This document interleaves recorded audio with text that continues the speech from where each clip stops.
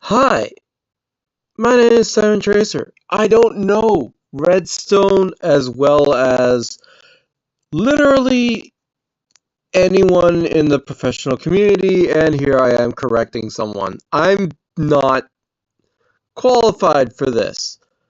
However, I know one detail about Redstone that I mentioned in the comments of the video, and then was the first video, math, which I mentioned how you can full extend the piston and keep them extended with the power remaining on, and that idea wasn't explored in your first video. So I put it in the comment and I said that's a prediction for the next video, which I saw you already made and I hadn't looked at yet. These videos were made literally only a month ago, and I remember, here's the thing,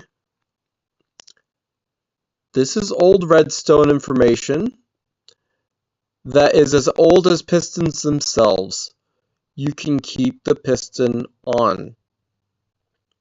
So we're going to take a peek at this video, and we're going to take a peek at the next video, and yeah, I'm guaranteed there's a commercial. Oh, alright, so yeah, stuff, it leads into this whole thing about the theory of how to piston extend, all that jazz. Now, the thing is, okay, for sending the pistons out, honestly, there's no difference between leaving the pistons on and stopping them immediately. However, with retraction, it becomes a thing, and so the sequence of going backwards is a little more complicated, and you have to go from the front and move it all the way back. In a sequence he says is like 1 2 1 3 2 1, as you see here. So it must be optimal, right? Unfortunately, it's not, according to my basic understanding of redstone, and I don't know anything. Because all you need to do is first power all of them, and then unpower from the first one to the last one, leaving this sequence down to power all on is the first. So you activate all of them at the same time. This assumes the power them all on assumes that the pistons are already in extension mode and you're wanting to pull them back. With a piston door, you have to push it out, retract the original piston segment, and then repeat, doing the opposite, to take the piston stuff out, which means you go from resting point to extension, attach, and then pull back the whole thing. Again, the way that I would do it is you would power the pistons. Like, what he does is it's literally incredible, because he does this. And props to the guy. If I had to think about it first glance, I would forget about the fact that you can fully power a piston to leave its extension out. And so I mentioned it in the comments. Yo, freaking flying machine, oh my god. I mentioned that in more detail about dude. You didn't notice that comment. But he doesn't really explain. Too easy. Flying machine, go burr. Yeah, flying machine is like, I actually mentioned how you make a flying machine in my comment of the next video. So it's interesting to see this machine. It's interesting to see the circuitry, and I honestly don't know how to make the circuitry for what I'm describing. But basically what happens is, first of all, you turn all the pistons on so that they all open up, and then you unpower the pistons from the front backwards.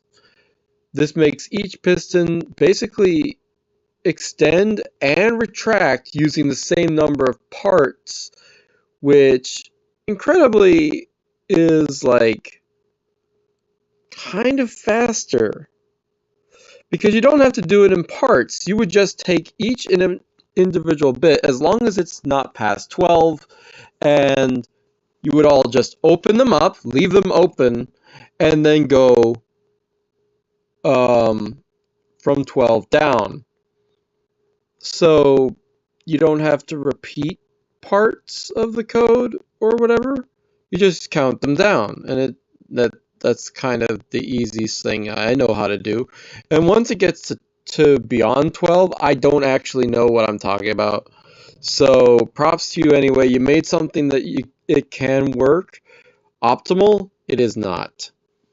Because from what I understand, you do a thing and you do this whole thing about a 40, and it takes 88 parts. And I'm trying to tell you that those individual bits could be done in less. I'm pretty sure about that. It's like if you were to full extend the pistons and then pull them back, it's just a one tick to fully extend all of them because they stay on, and then instead of this motion, you're doing a singular and it kind of happens a little bit more fluidly. So for each 12, you would be pulling it back, and it would go basically one, and then one tick for all of them open, and then the next ones are for each of them unpowering. So they all pull back in a sequence of like 1, 2, 3, 4, 5, 6, 7, 8, 9, 10, 11, 12. And that would do it. So that's the thing. And then, so he makes a second video. He talks about how this works. But here's the thing. And we're talking about a video that is 1 month ago. Leaving your piston on so that it stays extended is literally, like I said, you can do this from day one of knowing about pistons. So, because you know that if you leave it on, it stays extended. So, I don't know how you failed to understand this. I don't know how the community you're talking to failed to understand this. And I'm still impressed, and I'm still happy about the fact that you were able to achieve what you were able to achieve. But is it optimal? No. Because as you can see, like, each one of these does its own thing, and you can technically work with less.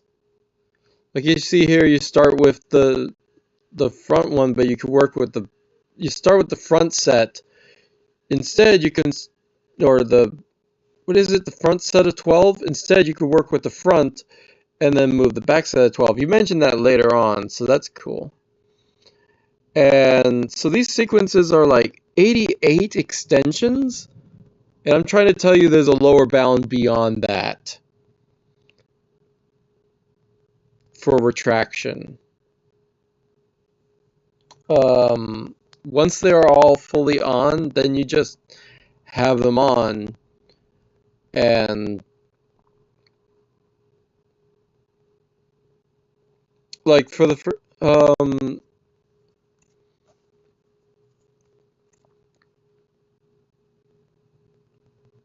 I don't know. I have a hard time thinking of it because with each of these things, you're doing a motion individual, and all I can think of is in the case of if it's 12 long, you just extend all of them once, and then it would equal 13 actions to move that 12. Which, okay, you think that it's actually one more function than it is to your 12 to move it, because you use pulses, and you use, of course, long pulses instead of a continuous signal to keep them extended. Well, I'm talking about retraction. But the problem is, and you mention it, you've asked other people to give you advice on this, and they gave you like whole diagrams of math and stuff, and I'm like, you're missing a part. And I've talked too much about it. Like, this is pretty damn cool what this is. I can't get into all of it, but like, look at this.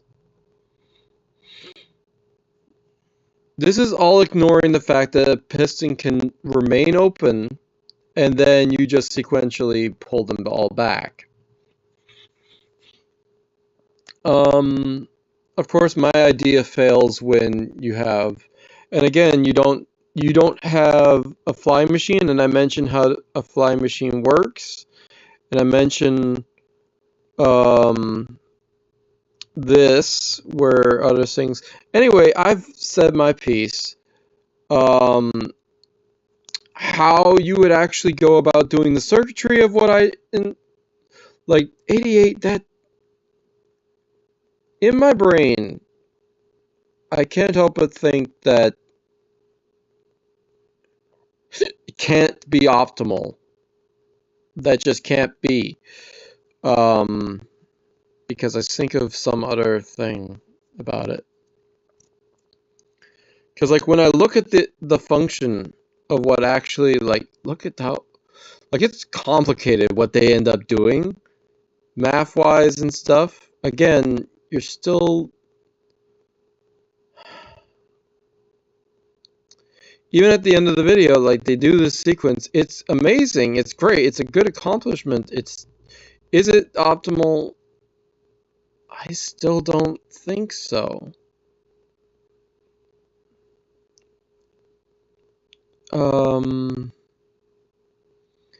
Yeah. Now, imagine that you sent a pulse that activates all of these pistons individually at the same time, and then you simply do that first one. Let me show you. You just do the first one, then the second one, the first, third one, last one, all down the line, right? Would be unpowered in sequence. So you just have the N to 1. Why does it feel better? Well, the reason why it feels better is because it'll all get done in a simple action, one sequence. It's not this. I don't know how to explain it. You see how you're moving the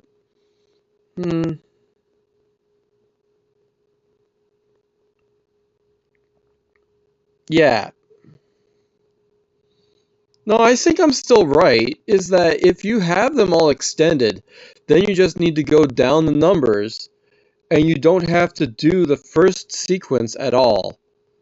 So you just have the 3, 2, you just open them all up.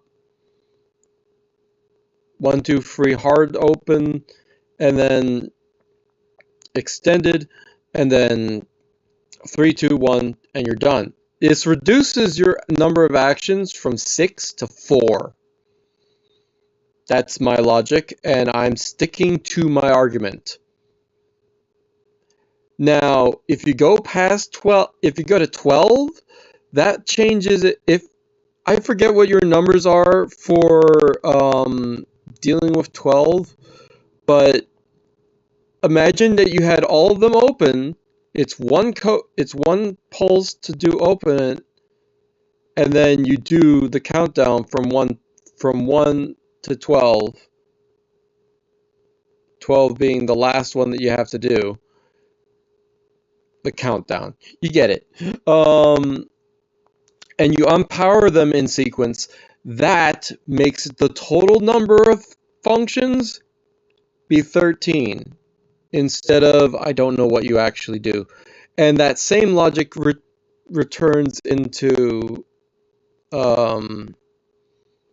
bigger systems. I'm trying to get my example of like a big number. You mentioned it at some point. It's hard to tell because this is insane. So what we have is you're doing this sequence of them all separately. You're trying to do 40, and that does 88 code, and it's crazy and impressive. Still, imagine if you just said, well, for the first 12, you can just do, like, can I even zoom in with this? Ooh, I can zoom in with the mini. That's interesting. Okay, so imagine you do the first 12, you extend them all so they're hard open and extended, and then you unpower them so that they all pull back. That's the first sequence. Still, you have to do some other stuff in order to get to 43, and I'm not even fully sure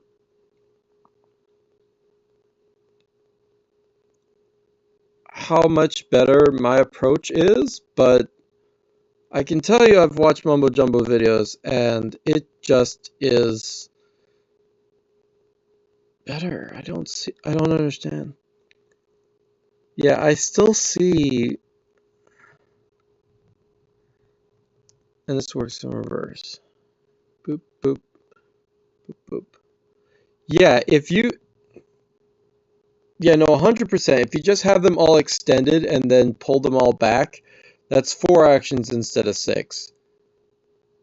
Extend that up to 12, and then suddenly you go from... What is the example of the 12 sequence? The 12 sequence was like... Where is that? Do you even have a physical example of that in this video? I don't know. But like, it's huge.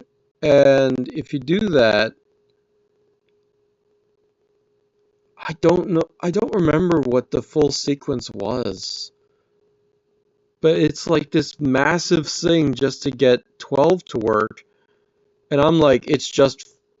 Oh god, I screwed it up. Whatever. It's for...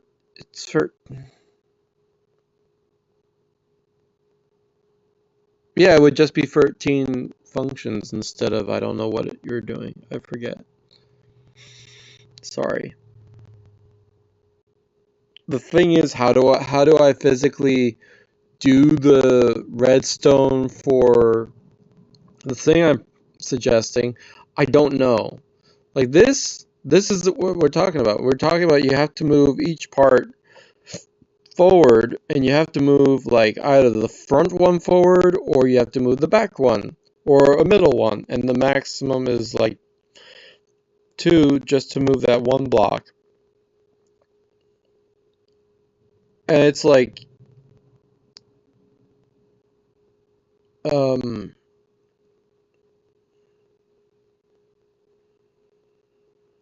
that's a different situation than having to move. Look at... Yeah, no, I can't help but think that there's a better way with the extended piston situation. But it's more complicated, and you'll learn it later. And I'm done. Thanks, and consider subscribing. I do work with stuff, Minecraft, just not usually. And check Mumbo Jumbo.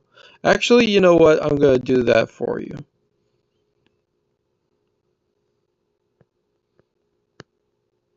Mumbo Jumbo.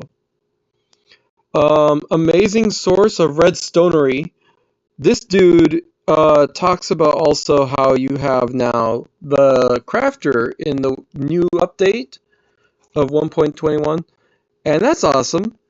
But then it's like, dude, he made a there's this guy made so many things. So if you want to look into stuff about what he does, like he does a ton.